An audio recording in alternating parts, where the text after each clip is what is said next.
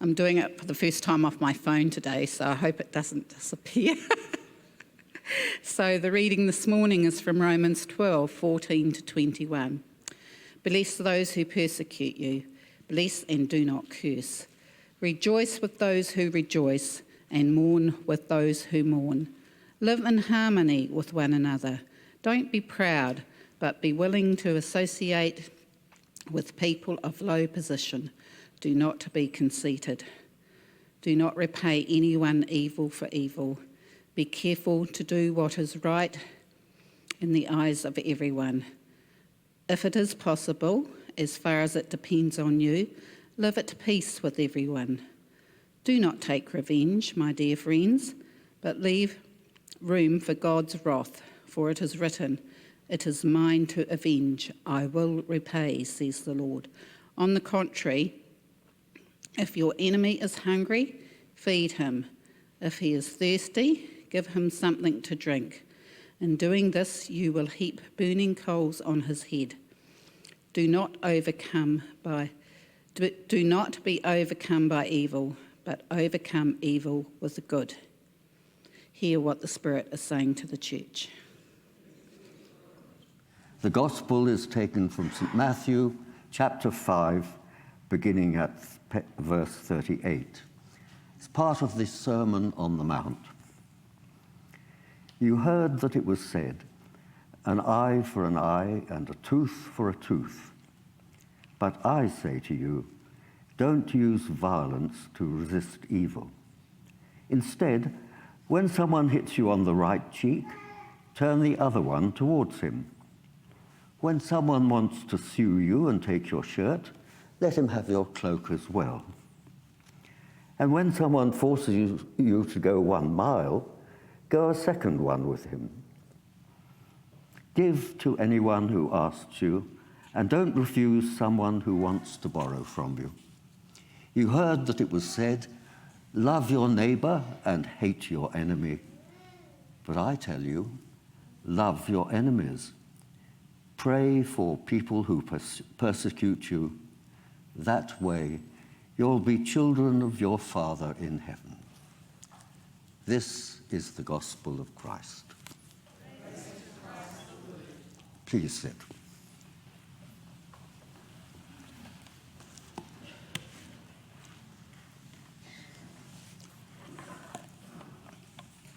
And may the words of my lips and the thoughts in our minds be acceptable in your sight, O Lord, our strength and our Redeemer. Amen. I imagine that nearly all of us saw part or all of the Queen's funeral, a great tribute to a fine Christian lady. The British do that sort of thing like no other. The precision, the colour, the tradition, it's all just amazing. Those 8 pallbearers lifting that heavy lead-lined coffin, not a foot or hand out of place. And the naval men and women pulling the gun carriage, totally coordinated. And for them, everything done at a few days' notice. Just amazing. And each person wore their royal funeral best, medals galore on the civilians and the soldiers. King Charles and Princess Anne and other royals and dignitaries in their uniforms also. It was very militaristic. Not that the glorious red uniforms would be suitable for a modern war, nor the household cavalry, who are my favourite, if they stayed on their horses. And I'm very glad they don't when they go to war. But I thought, as I looked at all those military uniforms, what would King Jesus wear at that funeral if he was incarnate in that procession? If he was with the royal family walking behind that gun carriage? Because although all those uniforms made a great spectacle, all those young servicemen and women, there would have been taught to use a gun or its equivalent, and they were all prepared to kill an enemy person if ordered, and devastate a foreign land if thought necessary. I hope they never have to use those skills, but they are the basic skills of our armed forces. So, what uniform would Jesus wear? The Grenadier Guards or something else? And come to that, what would you and I wear if we'd been invited and allowed to spend as much on our clothing as we liked and then walk behind the coffin with the royal family? In fact, Jesus has given us some clues and some idea of what he would and wouldn't wear, and perhaps we could take our cue from him. And there are a number of places where Jesus points us to his sartorial preferences for royal occasions. But no better than those three little tiny stories from the Sermon on the Mount, which we had in our gospel reading. Turn the other cheek, give your shirt away, and walk the second mile. They've all got into our everyday English language, so anywhere that English is spoken, they may pop up. So many people are quoting the Bible without ever realizing it. But the everyday meanings, although they're all good, are not quite what Jesus meant. His original meaning has lost the sharp, subversive edge that must have delighted his first listeners, for they were all experiences that they knew about. And for some in that crowd on the Mount, the experience would have been personal. Anyway, the first or the third. So our everyday modern understanding of the stories is a bit bland compared with Jesus' original sermon. But for all that, even the bland versions make our society a better place when they are carried out. But before we look at them, just a tiny bit of background. The Jews were a conquered people, Caesar being somewhat more successful than Putin is being at the moment. Some Jews sucked up to the Romans, the Sadducees, the high priests, those with money and wealth. Some Jews were violently opposed, the Zealots, and some of those were Jesus' followers. They killed Roman soldiers when they could, and the Romans crucified them if they caught them. And the Zealots had organized a number of revolts over the years, all of them crushed, and it was a violent world. And one year they even ran out of wood for crucifixions. That was after one particular rising. And a large number of Jews, of course, were between the two extremes, but all too often caught up in the politics and the violence and the injustice of it all. And socially, there was a big gap between the rich and the poor, and life was a struggle for many, many poor people, the ones who, on the whole, followed Jesus and were likely to be the listeners to him on that Mount sermon. And of course, there was nothing in that world that we can't identify with in our own, except crucifixion, which we don't use, but there are plenty of other ways to torture and kill people. So Jesus says, love your enemies and resist the evil in your society. And these three little tiny stories are examples of how to do that. We, of course, have to translate them into our own lives and experience if we are to overcome the evils in our society. So, number one, When someone hits you on the right cheek, turn the other one towards him. So let's do that with the person beside you. One be the striker, the other the cheeky one. You're mostly in twos, all right? Identified each other. Now, note that Jesus very specifically says the right cheek. So face each other. Yes, hang on. Not all of you are doing it right. Note also that it was a right-handed society, so left-handed people, you've got to use your right hand to strike the right cheek. Right. Okay, do it. Now change around, so each has a chance to be the aggressor and smite the right and then the left cheek of that submissive person beside you.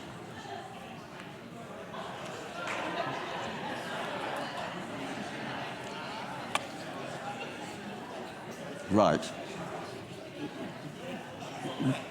Okay. Doctors present, I see no severe casualties, so we can get on. Now, the background to this, which many of Jesus' listeners knew all too well, is a master and his slave or servant, the landowner and his workers, madam and her maid, or maybe we know an office manager and an employee where that sort of thing happens. In all of them, there is a difference of power and status between the striker and the struck. Maybe the servant or maid has got something wrong, but maybe my lady just woke up with a headache, or the master has a hangover, or your manager is a bit of a bully anyway. Hitting the right cheek, a backhand, doesn't cause much physical pain, but it's meant as an insult or humiliation, a put you down in your place sort of slap, a put down. And that survived through the centuries, actually, as an insult. Hitting the left cheek is quite different, wasn't it? It can be hard and painful as it is open-handed.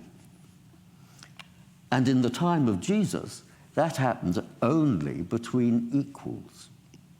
Two landowners in dispute, social equals.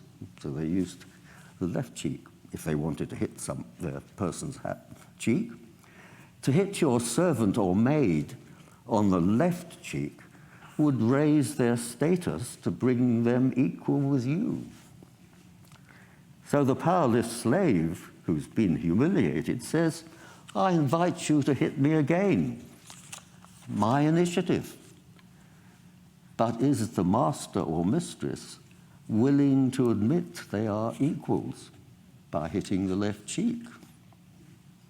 Or do they turn down the invitation issued by their cheeky servant? It is not fight or flight or passive submission.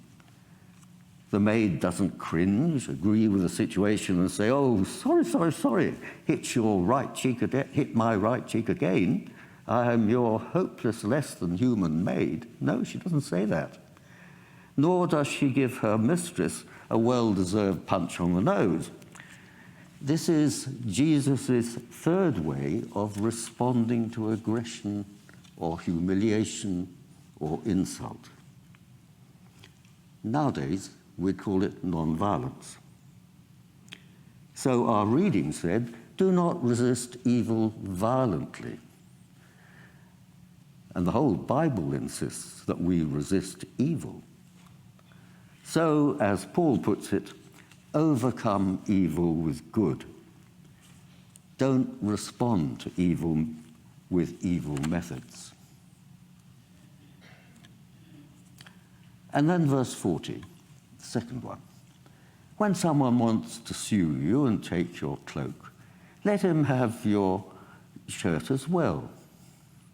And in everyday speech, this is really meant as sort of over-the-top generosity. For Jesus, it is something rather different. The scene is a local law court. A creditor has taken a poor man to court over an unpaid loan. You see it all in Deuteronomy 24. And they said that a creditor could take a debtor's cloak as collateral for a loan, but it had to be returned each evening so the poor man would have something to sleep in. And as we know, indebtedness was an absolute plague in first century Palestine. And Jesus' parables are full of slaves and masters, servants and debtors and absentee landlords, property managers, all those things. It was a very unjust society, especially over land ownership.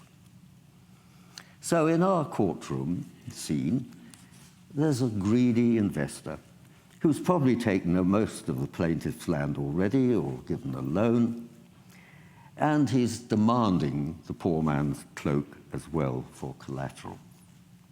He's bound to win.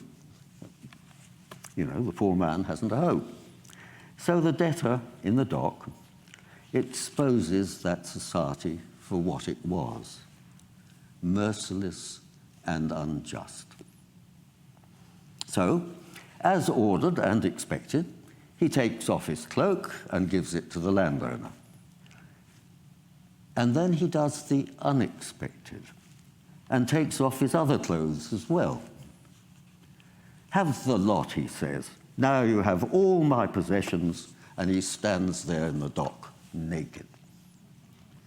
Now, nakedness was taboo in Judaism, but the shame of nakedness fell mostly on the viewer and the person who made the man naked, the person causing it, not on the naked person himself. By stripping, the man in debt has brought shame on the creditor and the system that he's upheld. It is, once again, non-violent resistance.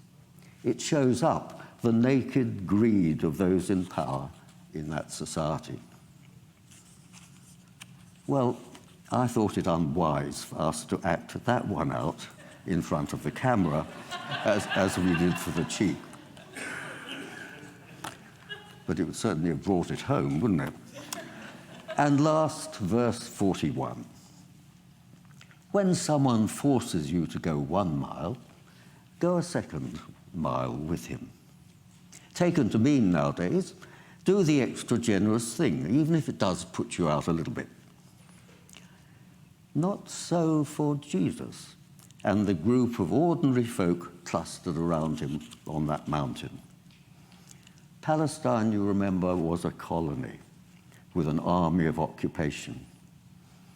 Individual Roman soldiers sometimes had to travel, and their baggage weighed 30 or more, never less, and it was a hot country. So they were allowed to commandeer a local man to carry their baggage. Roman command, realizing the potential for abuse and wanting to remain reasonably popular, said that a soldier could only commandeer a civilian to carry his bags for 1 mile and 1 mile only, or if there weren't any milestones, for 1,000 paces. And actually the main roads all had milestones, so it was pretty easy to do. So imagine our soldier passing a farmer in his fields, and he shouts, "Come here, carry my bags." And they walk on to the next milestone. And when they get there, the soldier says, "You can drop your bags." He might even have said, "Thank you." Never know. Goodness around. But the farmer says, "Oh, don't worry at all. I'll carry it an extra mile. I'd be very glad to help you out." And he continues walking the 2nd mile. you can imagine what's going through that soldier's mind. Does he think me a wimp that can't carry my own loads? Is perhaps the first thing. But then, rather more importantly, is this a trap? Is that man a zealot who will knife me when we get to those rocks over there? Or, much more likely, will he report me to my centurion, who will possibly have me flogged for going a second mile? So, we have the soldier who imperiously demanded a porter a mile ago, now begging that porter to stop and put the bags down. Very nice. An interesting reversal of power. And I bet the soldier always carried his own loads after that. Now, that was not fight or passive submission. It's Jesus says, resist, but resist non-violently. So here are three little cameos of non-violent resistance. But non-violent resistance is harder to think up than a punch on the nose or a ballistic missile or just running away or total surrender like a little dog that just rolls over. Hit me. And should we take it up in our world? That's the next question, of course. Or is the Sermon on the Mount for the future kingdom of God when it finally comes? Is the Sermon on the Mount pie in the sky, but not practical now? St. Paul, who was a violent person, changed from violence to non-violence. And he, of course, said it was for now. Hence our reading from Romans 12, which ends with overcome evil with good. The early church also believed the sermon was for daily use, and so are credited with being the first major non-violent pacifist group in the history. And in a very interesting early church document on baptism, it lists certain occupations that have to be given up before baptism will be considered. And the list contains brothel keepers and soldiers. Is it practical? Well, we have Parihaka here. We know about Gandhi in India, and we know that the Berlin Wall fell without a shot being fired. And Greenpeace, in its 51 years of attention-grabbing events, has always been non-violent, although violence at times has been meted out on them. And we think of Martin Luther King Jr., or Archbishop Desmond Tutu, or our own Archibald Baxter. So Jesus' third way, which is not fight or flight, but non-violent resistance to evil, it does work and it can work. So back to our original question. Amongst all those military uniforms at the Queen's funeral, what uniform would Jesus wear if he was walking behind the coffin with the other royals? My suggestion is that he would wear the uniform of St. John's ambulance.